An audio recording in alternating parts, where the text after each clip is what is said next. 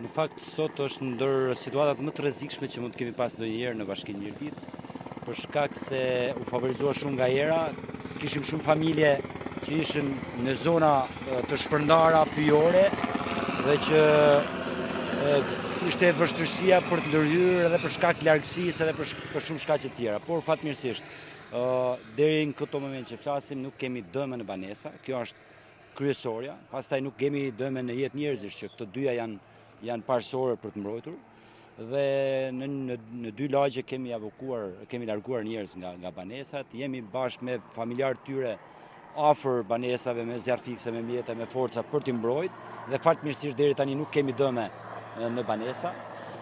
Vazhdon të jetë realisht e vështirë situata, por që edhe mendimin e mjeteve të tjera zjarr fikse që kanë ardhur shtesë me 2 helikoptera që po hedhin ujë kudo ku ka afër banesave, duke që po normalizohet situata dhe shpresoj të vazhdojë të normalizohet që të mund të largojmë rrezikun nga jetët e njerëzve dhe nga banesat.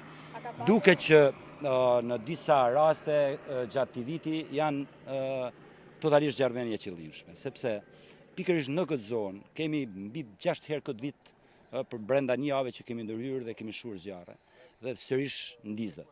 Edhe në disa zona tjera duket pra që këtu ka një dorë që don t'i djeg pyet.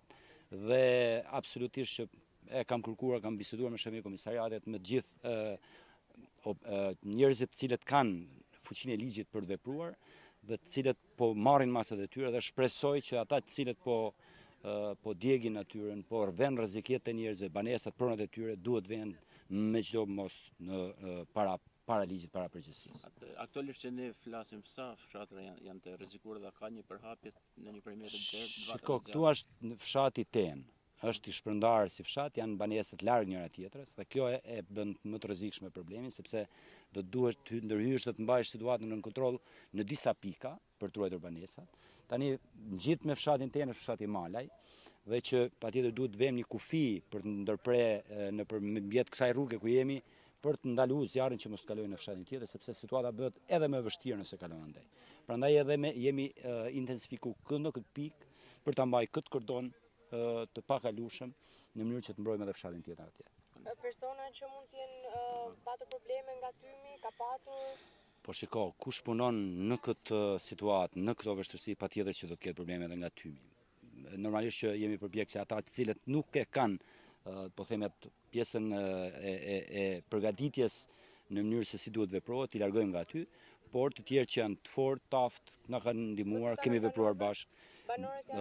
Banorët janë larguar, sidomos të moshuar dhe fëmijët. Ata të cilët janë më të aftë fizikisht, si janë djemtë e ri, burrat, na kanë ndihmuar dhe kemi qenë bashkë me ta. Por duke që situata është mjaft shqetësuese, për arsye sepse është edhe nxehtë dhe era e shpërndan shumë zjarrin. Ajo që është më shqetësuese është që këtu duket se është dora e njeriu.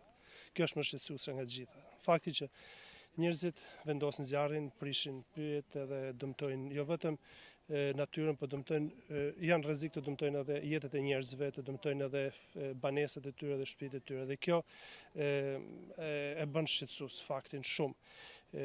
U bë tash disa ditë që jemi në një situatë alarmante në gjithë Shqipërinë, pothuajse, por ne flasim për këtu për zonën ku jemi, kështu që ajo që un kam nga vetja ime është një apel të gjithë njerëzve që të jemi të kujdesshëm, të mos e dëmtojmë vetë natyrën edhe ta ruajmë atë, edhe sigurisht edhe gjithë institucioneve që të përpiqen maksimum, sigurisht se po përpiqen faktikisht që të shuajmë të gjithë vatrat e zjarrit. Këtu shoh që njerëzit janë në kamp të gjithë për të shuar zjarret edhe për të garantuar jetën e njerëzve.